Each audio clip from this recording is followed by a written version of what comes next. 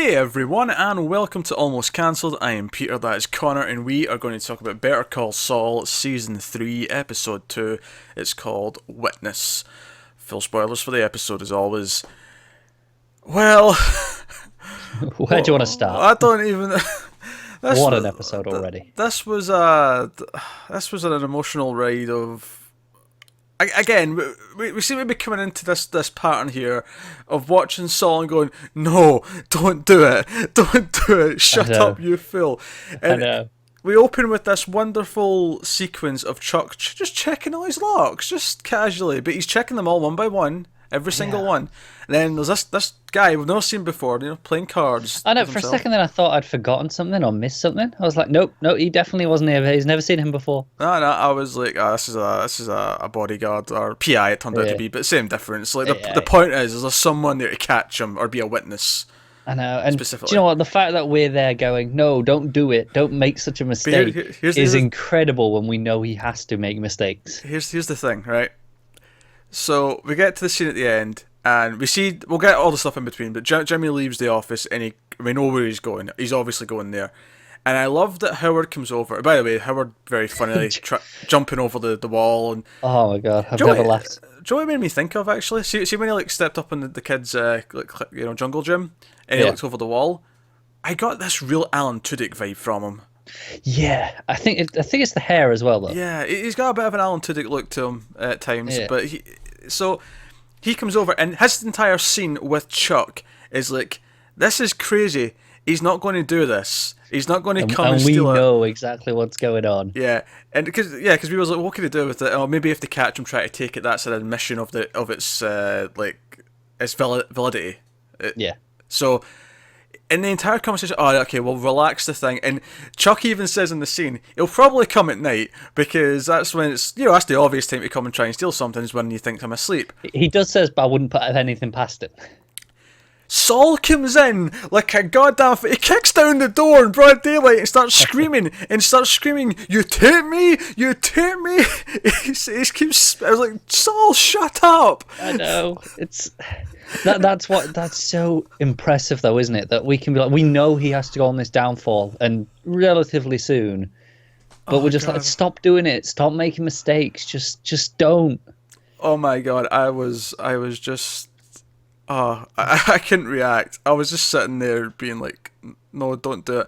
And there's that moment when at the end when Howard comes out, tells him to stop, PI comes out and he's like, you witnessed this? Yep. You witnessed this? Yeah, I'm a witness. And Saul knows what he just did. Yep. And that's the end of the episode. I love that the episode ends just on the silence and just the ticking clock. And it bookmarks it as well, because it bookmarks it with just this house. We don't see Chuck in between. He's not in any of the scenes in the middle. It's just start and end. Yeah. Do you know when we saw Howard jumping over the walls, and it was kind of that comical scene? Yeah. And I had a thought. You remember when Howard was like the ultimate villain of this show? Well, yeah, because remember it was like... He turned out to be okay because everything was Chuck. That was the first big... but that was quite late at the end of season 1, right? Yeah, that was quite late on season 1. But that was the big revelation to us, is that Chuck's the one who secretly doesn't want his brother to be a lawyer because he thinks he's not good enough. But I was just watching this comical scene and it popped into my head. It's like, man, he was the bad guy. Oh, dear. But all that good stuff, because obviously in the middle of the episode...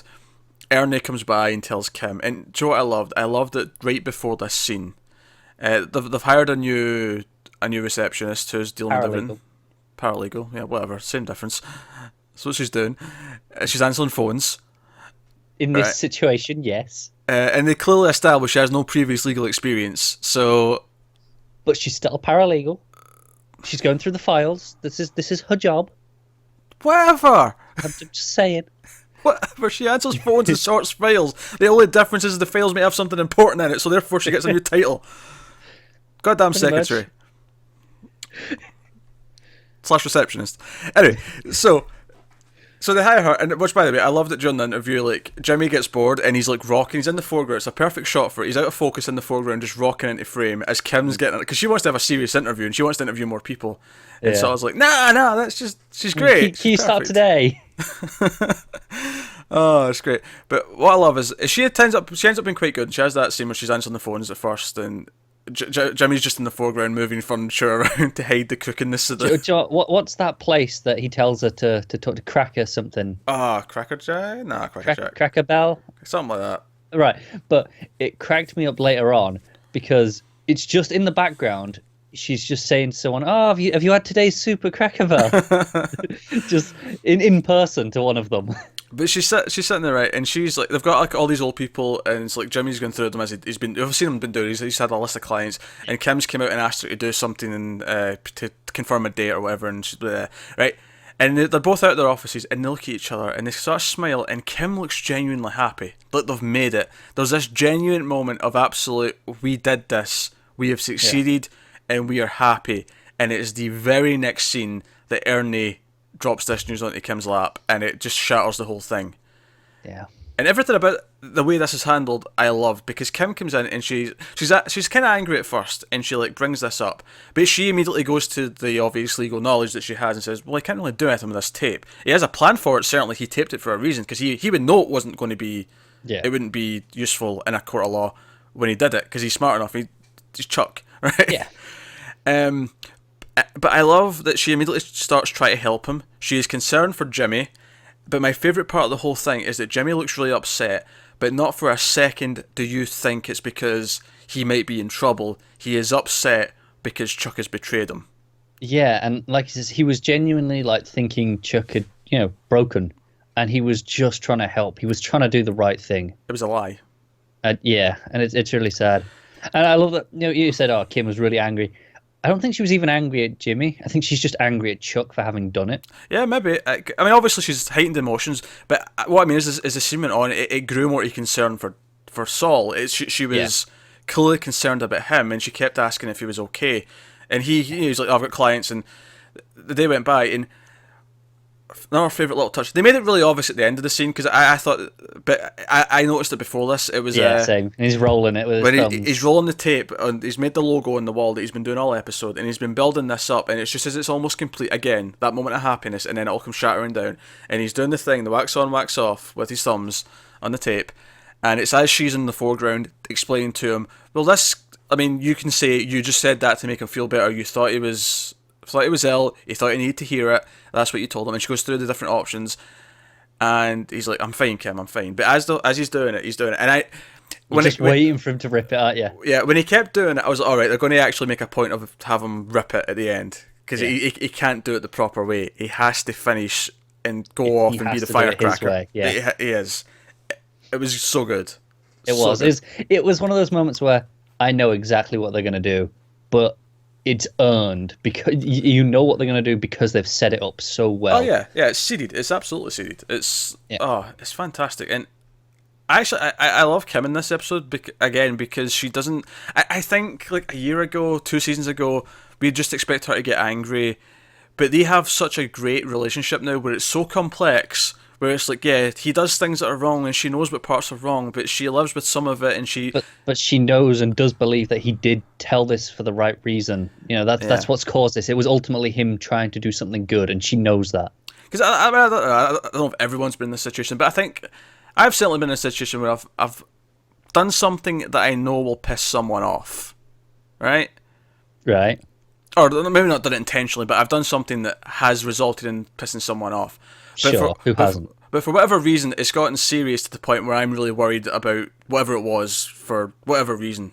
Yeah. And the person stops being angry at me and just starts being concerned. And it's this like proper sign of love. It's like this, you know what, I'll get over the angry part, right? Clearly this is a big deal for whatever reason, right? I've certainly been in that situation, right? Once or twice. Not too often. It's not something you happen often in your life, but it does happen.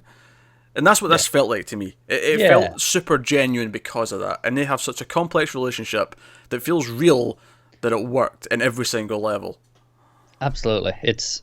Their relationship has been fantastic, and it's going to be crushing to see when and how it goes wrong, because it has to. See, the thing is, though, is like in season 1, or even early season 2, when she was having all her doubts, I was like, she is going to jump ship the moment like he starts going down, right? But now I'm kind of thinking she's going to stick with him so long that she's going to be irredeemably damaged as well. I think she's going to stick with him so long, and she's going to the one that's going to end up going down in trouble instead, for whatever reason, and it'll take her reputation. I don't know if I'd necessarily say instead, but I think she's going down as well. He's got to go down some degree, obviously. Yeah. I mean, he might cut and run at the last second, which will feel really scummy, and we might hate him for it because he's put her in that place. It depends how they handle that, but oh man, relationship is so good, so good. It really is. All right, so we've praised and we have talked great things, and we haven't even talked about Mike and what he gets up to. And Saul does get included in this, of course. There's very long scene with Saul. Yeah. Now, so he follows the tracker. He follows it to this guy who, in any exchanged hands, it goes to this new guy. He follows this guy. The only thing I want to point out, there was a good scene of him tracking this guy. It was all entertaining, him in the nightlight and all the rest of it. I love it. It was a good 10 minutes or so, this opening bit. Mm. There's only like 3 lines of dialogue. You know, when there's the handoff and the guy's like, "Oh, we're awake," and better stay awake. That's it for like that whole 10 minutes. It's just enthralling. Mike driving, tracking, and there's that bit where he's like on the sort of the bridge, and he's like, "That's right here," and he looks down, and the guy's there. And do you know what I love about this bit is obviously again, it's a callback to Breaking Bad where we saw him doing these exact drops. He took Jesse out and did it. It's like yeah. I remember. One of the things I realized is that the next place he goes, it's like 5 tunnels. There's like 5 big water sort of ducts, right? The first shot of that was really wide, and I know it wasn't, but it looked like a miniature. I don't know if that was just me, but it was the way it was lit. It looked like a miniature to me, like they just built like this. But obviously, because in for close-ups, and you can tell it's actually real. But the wide shot felt like a miniature to me for some reason. So he follows him, and he gets there the next morning, and he's followed them to a place, and he gets out, and he goes into this building. I knew where it was as soon as the car parked. Oh, so did I, but this is the thing. Like, see when he was following them with the binoculars, it keeps close up. Yeah. I was like, it's going to tilt. At any second, it's going to tilt and shows the sign. What I was waiting for is for the guy to go, and he'll mark where it is, and go, okay, this is where this place is. And to be fair, just he'll look we knew this was coming this episode because they heavily advertised who was popping up in this one. Yeah. So, but he gets out, and I was expecting it to tilt at any second because it was very clearly just staying at window height the whole time. Yep. It was just following at window height. I was like, any moment, camera's going to tilt. I know. And we're going to see the sign, and it didn't. The guy came back out and he left, and then it lingers on Mike for a good bit, and then the camera cuts to like behind like the car and Mike like right far back, and then the camera starts to tilt up, and then it gradually reveals. Pulls into... Do you know what is weird? It treats it as such a moment, which obviously it is. But can you imagine this scene if you'd not seen Breaking Bad?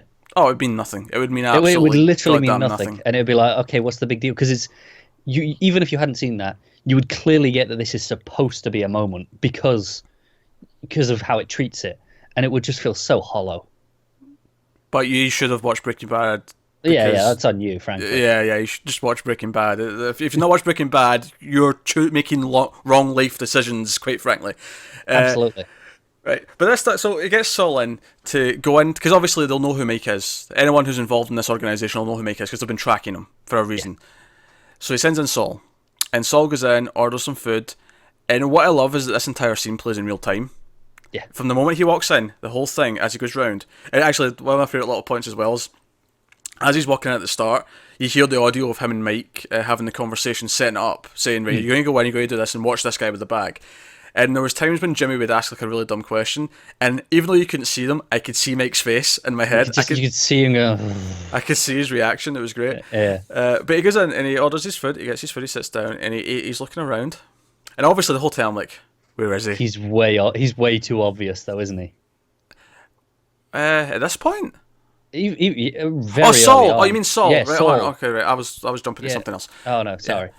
Saul. A little bit later. Yeah, he has no sense of casual. He's just kind of like, not eating. He's not drinking. He's just sat there going, where are they? Inconspicuous is not his forte. No, it's not his forte.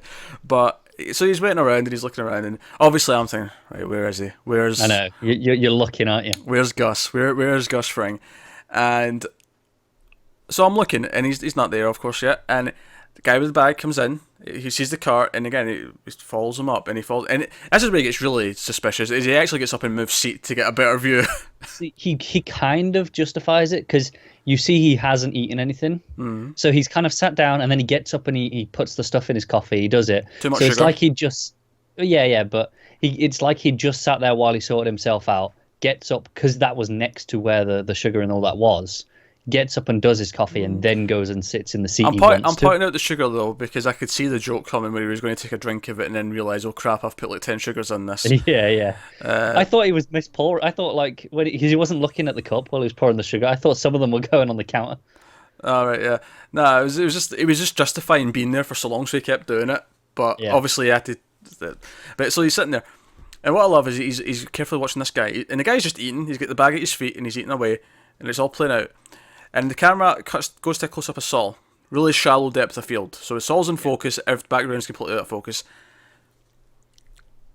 And it's so sly. They knew exactly what they were doing here. Because I noticed it fairly quickly, but I didn't notice that moment he walked on screen. No, me either. Because at first, because he is in focus, you're watching his face. You're watching what he's seeing, his reaction. You're watching his focus. And then your eyes just wander. And you just kind of see the guy in the yellow shirt in the background cleaning. This is the beauty of it, though, is that because your focus isn't on him, because he's already there when you notice him, your heart sinks and you go, oh shit, I know exactly who that is. It's fantastic, isn't it? Because he always wore that shirt. Yeah. He always came out front and did this job where he cleaned up things and... Yeah. It doesn't matter that he's out of focus. As soon as you just see the figure in the yellow shirt, it's like... And the camera lingers on this shot for so long. He gradually gets closer and closer to the camera, and Saul has no idea that the kingpin of this entire criminal organisation is standing right behind him. It's fantastic. You can almost see Gus watching him, be so obvious that he's watching this bag. You can just see him... it's great. Even though he's out of focus. And the funny thing is I don't even think it plays it obviously, though, that he may or may not know. Like, I don't think it's like, oh, he definitely does know at this point that Saul's watching for stuff. I don't think it's like that at all. I feel like he doesn't really know anything for sure. Obviously, the bit with the trash can where he goes up and he's like, because Saul, like an idiot, has got his head in the... Oh, he's quite smart. He's quite thinking. He just takes off his watch and throws it in. So that's what I was thinking. You just say you drop something and, just quickly do something. But it's actually there. So when Gus pulls out the bin and he looks in, he finds it. So it works. But... And I think, honestly, up until this point, maybe he's suspicious, but I don't think he definitely thinks one thing or the other. I think Gus is good at what he does because he's very cautious. I think he is, and he's clearly got his eye on Saul already. Yeah, but I don't think he initially thinks, oh, this is definitely a thing. It's when Saul's very memorable car